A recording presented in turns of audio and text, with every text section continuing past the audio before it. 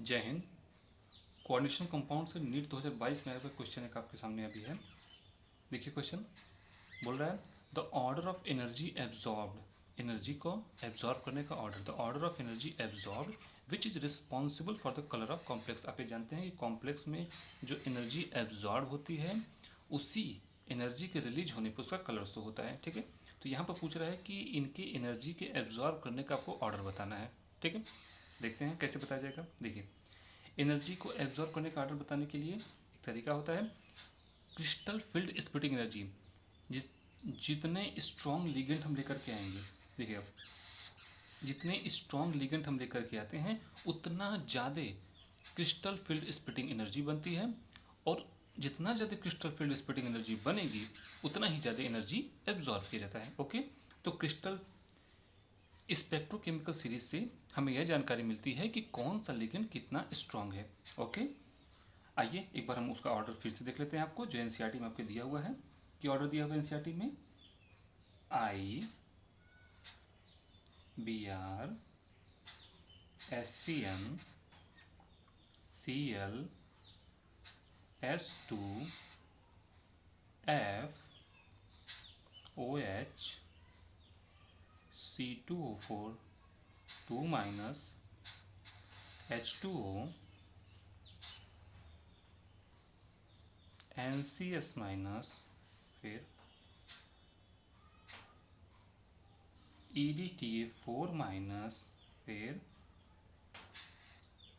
NH3 EnCN minus CO। देखिए ये increasing order में दिया हुआ है, ये आपके एनसीईआरटी बुक में दिया हुआ है।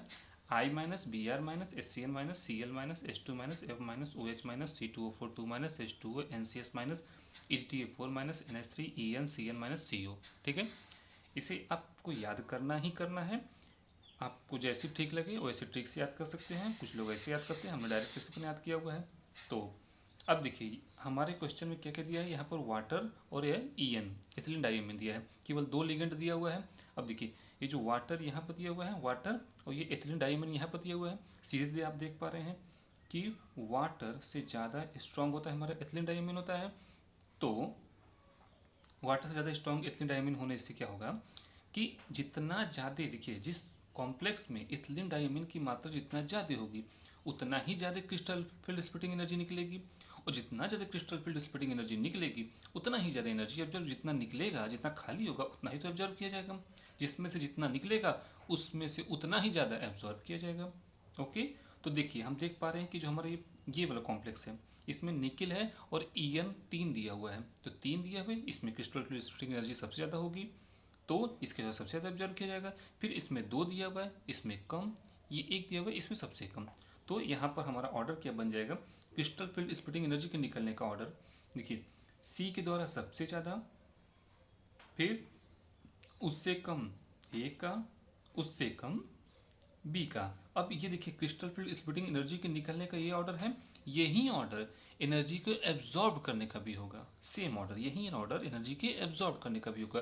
तो हमारा इस हिसाब से हमारा कौन सा आंसर सही हो गया, CAB, ये थर्ड ऑप्शन सही हो गया। ठीक है, देखिए कितना आसान क्वेश्चन दिया हुआ है, केवल आपको ऑर्डर याद था और आपने क्वेश्चन सही कर लिया।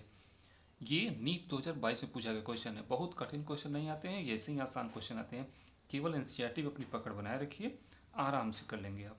Okay, thank you.